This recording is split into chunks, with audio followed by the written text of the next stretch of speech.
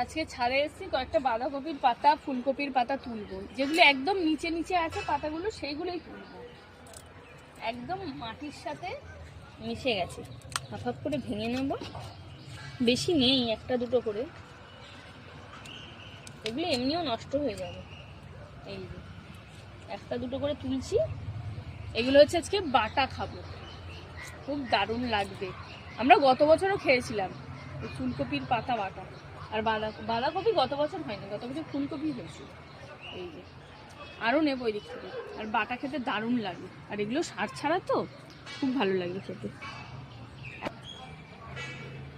এইখানেই পাতা বেশি পাওয়া যাবে, এখানে একদম নিচে একদম নষ্ট হয়ে আছে পাতাগুলো।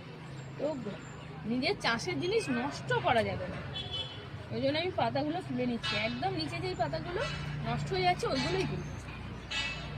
ওইগুলো তুললে আমার মনে হয় না গাছের কোনো ক্ষতি হবে না, গাছে গাছ আরো ভালো বৃদ্ধি পাবে। হ্যাঁ, একদম নিচের পাতাগুলো তুলছি, এর থেকে তুলবো না।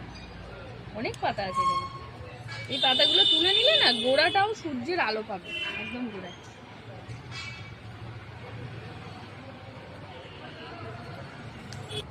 এই যে অনেকগুলো পাতা তুলে নিয়েছি। এইগুলো এবার কালো জিরে রসুন দিয়ে বাটা খেতে একদম খুব দারুণ লাগে। আমরা প্রত্যেক বছর খাই, খুব ভালো লাগে।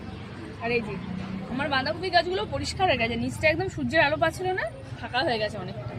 এবার এগুলো ভালো হবে, আর আমাদেরও পাতা বাটা খাওয়া হবে।